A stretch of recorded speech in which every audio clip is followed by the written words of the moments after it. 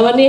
ఆత్మతోనూ సత్యముతోనూ అనే మాట యేసు ప్రభువు ఆమెకు జ్ఞాపకం చేస్తూ ఉన్నాడు.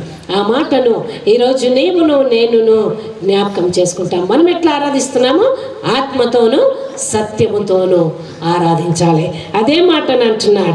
యెరూషలేములోనైనాను ఈ పర్వతంలోనైనాను ఆరాధించరు, కానీ ఎక్కడ ఆరాధిస్తారంటే ఆత్మతోనూ సత్యముతోనూ ఆరాధిస్తారని సత్యాన్ని జ్ఞాపకం చేస్తున్నాడు. 22వ వచనంలో చివరి భాగం, ఆరాధించువారం మేము మాకు తెలిసిన దానిని ఆరాధించువారం రక్షణ యోధులలో నుండి కలుగుచున్నది. ఎక్కడి నుంచి కలుగుచున్నదంట? రక్షణ యోధులో నుండి కలుగుచున్నదని ఆమె చెప్తున్నది. అంటే ఆమెకి ఎంత నాలెడ్జ్ ఉన్నది చూడండి. కానీ ఆమె ఎవరికి కనబడతలేదు. మనం కొంచెం ఉంటే డోలు కొట్టుకుంటా తిరుగుతాం, మాకు మొత్తం వాక్యం తెలుసు అన్నట్లా. కానీ మీకు మొత్తం నాలెడ్జ్ ఉన్నప్పటికీ ఆమె ఎక్కడుందండి? 12 గంటలకి ఎవ్వరు చూడకుండా వచ్చి ఆ బావి యొద్ద నీళ్లు చేదుకుంటుంది. కాబట్టి అక్కడ యేసు ప్రభు ఆమెలో ఉన్న టాలెంట్ను చూశాడు, ఆమెను గ్రహించాడు. విలువ లేని దానిలో నుండి విలువైన వస్తువును దేవుడు బయటికి తీసుకున్నాడు. కొన్నిసార్లు మనం ఏమనుకుంటామంటే, ఓహో ఇక్కడే ఉంటారేమో, కానీ దేవుడు నీకును నాకును ఏ అర్హత లేని మనుష్యుల్లో నుండి దేవుడు ఏం తీసుకొస్తాడండి? మోఘమైన వస్తువులను బయటికి తీస్తాడు. తామారు పేరు మనం వినం, తామారు చరిత్ర మనందరికీ బాగా తెలుసు. కానీ తామారును దేవుడు వాడుకొని తాను ఈ లోకానికి రాబోతున్న జనాంగాన్ని ఆ తామారులో నుండి ఏర్పాటు చేసుకున్నాడు. మనం అనేక మార్లు వింటూ ఉంటాం, కానీ ఆమె స్టోరీ మనకేంది అంటాం కదా. ఎంతమంది మనం తామారు గురించి నేర్చుకోలే. ఎందుకంటే ఆమె అసలు తామారు పేరు పెట్టుకోము, తామారు గురించి వినము, తామారు గురించి నేర్చుకోము కూడా. ఎందుకు? అది జస్ట్ అలానే మనము వదిలేస్తాం. కానీ దేవుడైన యెహోవా అట్టి వారినే వాడుకున్నాడు రక్షణ కొరకు. కాబట్టి రక్షణ యూదులలో నుండి వచ్చునని చెప్పినప్పుడు చూడండి, కింది వచనములో 24వ వచనం చూడండి. దేవుడు ఆత్మ కనుక ఆయనను ఆరాధించువారు ఆత్మతోనూ సత్యముతోనూ ఆరాధింపవలెను. అప్పుడు ఆ స్త్రీ ఆయనతో, క్రీస్తనబడిన మెస్సే వచ్చునని నేను ఎరుగుదును, ఆయన వచ్చినప్పుడు మాకు సమస్తమును తెలియజేయనని చెప్పగా, ఆ స్త్రీ ఏమంటుంది? ఎంత చక్కగా వచ్చింది చూడండి కన్వర్సేషన్. ఆ స్త్రీని యేసు ప్రభువు చాలా చక్కగా ఎక్కడికి తీసుకొచ్చాడండి? ఆయన ఎవరో తెలియజేశాడనమాట. ఇమీడియట్గా చెప్పలే కదా. మనం కూడా ఏం చేస్తామంటే కొన్నిసార్లు, నేను నీకు తెలుసా నేను ఆ కంపెనీలో మేనేజర్గా సిఇఓగా పనిచేసిన, నువ్వేమనుకుంటున్నావు అంటాం. కానీ యేసు ప్రభువు సిఇఓ మేనేజర్ ఎక్కడ కూడా తన్ను తాను బయలుపరచుకోలే. ఆ స్త్రీని చాలా చక్కగా, చాలా జాగ్రత్తగా, ఆమె ప్రవర్తన తెలిసి ఉండి కూడా ఆమెను ఏం చేస్తున్నాడంటే తానేంటో తనకు బయలుపరుస్తూ ఉన్నాడు. కాబట్టి మనం కూడా యేసు ప్రభు మనకేం నేర్పిస్తున్నాడంటే మన మాటలు చాలా జాగ్రత్తగా ఉండాలి, చాలా చక్కగా మాట్లాడాలి కదా. ఫైన్ క్వాలిటీస్ ఉండాలి. క్రైస్తవులకు ఫైన్ క్వాలిటీస్ ఉండవు. మాటలు మాట్లాడాలంటే ఎవడు, వీడు, వాడే, ఈ మూడే వస్తాయి కదా. నేనైతే గమనించింది, ఎవరిని వదిలిపెట్టారు? పాస్టర్ని వదలారు, బిషప్ని వదలారు, చివరికి దేవుడు ముందు వచ్చి నిలబడితే కూడా వదలారు అనమాట. కాబట్టి అటువంటి క్వాలిటీస్ మన లోపల ఉన్నాయి. కాబట్టి యేసు ప్రభు ఎంత చక్కగా నేర్పిస్తున్నాడు. మనం నేర్చుకోవాలి.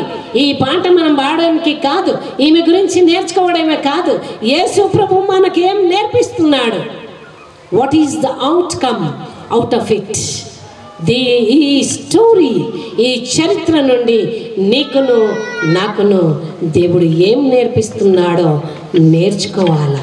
బావి కాడికి పోయింది, బావి పెట్టింది, వచ్చింది కాదు. చూడండి, బావి కాడికి వెళ్ళింది, యేసు ప్రభుని కనుక్కొని ఆమె అక్కడే నిలబడలే, ఆ కొండను అక్కడనే వదిలేసింది. దాట్ మీన్స్ ఆమె పాపపు జీవితమును అక్కడనే వదిలిపెట్టింది. మనం ఏం చేస్తున్నామంటే యేసు ప్రభుని నమ్ముకొని మన పాపం జీవితంతోనే ముందుకు కొనసాగుతున్నాం. మళ్ళీ అంటే మనం లోకంలోనే ఉండి లోకం నుంచి వేరు కావాలి. కానీ లోకంలోనే ఉండి లోకం నుండి ఎప్పుడు కూడా వేరు కాము. ఎందుకు? That is very impossible. Possible కాదు. కానీ ఆమె కొండ వదిలిపెట్టి లోపలికి వెళ్ళి, రండి నేను కనుక్కున్న మెస్సయ్యను చూడండి. అదే మొట్టమొదటి ఎవాంజలిజం అన్నమాట. యేసు ప్రభు వచ్చినప్పుడు మొట్టమొదటి ఎవాంజలిస్ట్ ఎవరండి? సమరయ స్త్రీ. యేసు ప్రభు లేచిన తర్వాత లేచినాడు అని చెప్పింది మగ్దలేనే మరియా. ఈ 20 స్త్రీలను యేసు ప్రభు తన సువార్తలో వాడుకుంటున్నాడు. తన కుండను పారేసింది, తన పాత జీవితాన్ని పడేసింది. ఆమె వచ్చి ఏమంటున్నారు చూడండి. అంతలో ఆ శిష్యులు వచ్చి ఆయన స్త్రీతో మాట్లాడుట చూచి ఆశ్చర్యపడ్డారు. ఏంటి, యేసు ప్రభు ఈ స్త్రీతో మాట్లాడుతున్నాడా అని ఆశ్చర్యపడ్డది. ఆ స్త్రీ తన కుండ విడిచిపెట్టి ఊరిలోకి వెళ్ళి, మీరు వచ్చి నేను చేసినవన్నీ నాతో చెప్పిన మనిషినే చూడుడి, ఈయన క్రీస్తు కాడా అని ఊరి వారితో చెప్పాను. హల్లెలూయా. ఏమంటుంది? ఈయన క్రీస్తు కాడా. ఎంతమంది ఇక్కడ కూర్చున్న వాళ్ళమో నా గృహములో, నీ గృహములో నీకు తెలిసిన వారితో ఈయన క్రీస్తు గాడా అని క్రీస్తు గురించి మనం సాక్ష్యం ఇచ్చిన వాళ్ళం ఉన్నాం. చెప్పండి, పాట పాడతాం కదా, సాక్ష్యం ఇచ్చేదా మన స్వామి యేసు గురించి, దేవుడి నుంచి సాక్ష్యం ఇచ్చేది. నిజంగా నీ సాక్ష్యం ఇస్తున్నావా? సమరయ స్త్రీ చేసిన పని నీవును నేను చెయ్యాలి.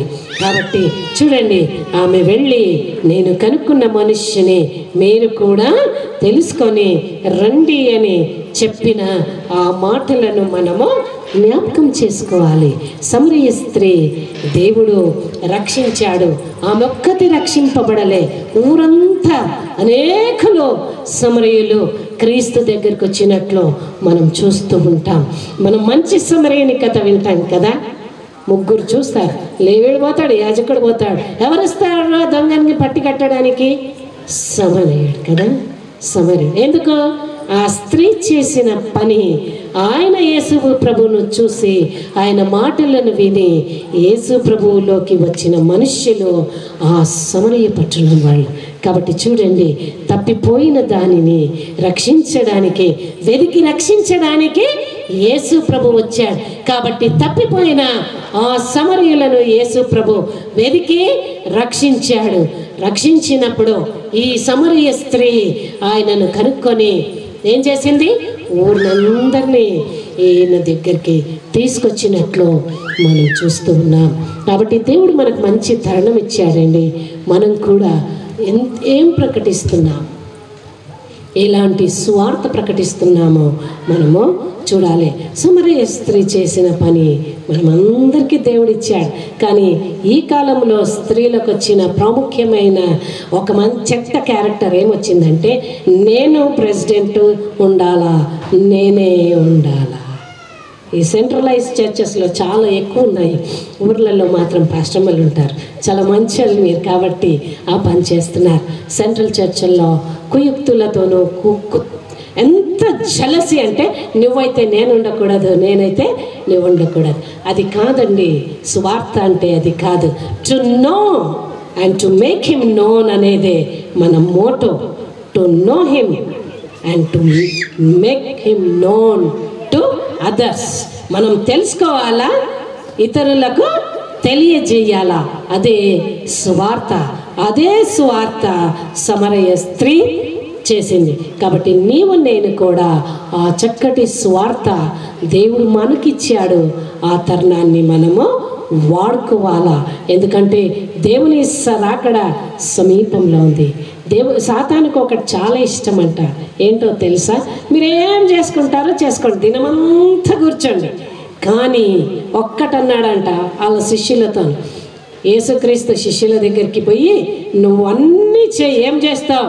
కంప్యూటర్ చేసుకొని, సెల్ ఫోన్లో చూసుకొని, డాన్సులు చేయని, పాటలు వాడని, అన్నీ వాడని, కానీ వాక్యం మాత్రం వినడానికి టైం ఇయ్యక నాయన అన్నాడంట. మీటింగ్ పెట్టి శిష్యులకు. ఎందుకు? వాక్యం వింటే మన హృదయాలు ఎక్కడికి? దేవుని వైపు కేంద్రీకరిస్తారు. కాబట్టి జాగ్రత్త సుమా, మీరన్నీ చాలా చక్కగా చేశారు. కానీ వాక్యంకి కూడా సమయం ఇచ్చి, వాక్యం మన ఇంటి దగ్గర, సండే మాత్రం చర్చికి వస్తారు, మిగతా దినాలన్నీ ఇంట్లో ఉంటారు. మీరు కొంచెం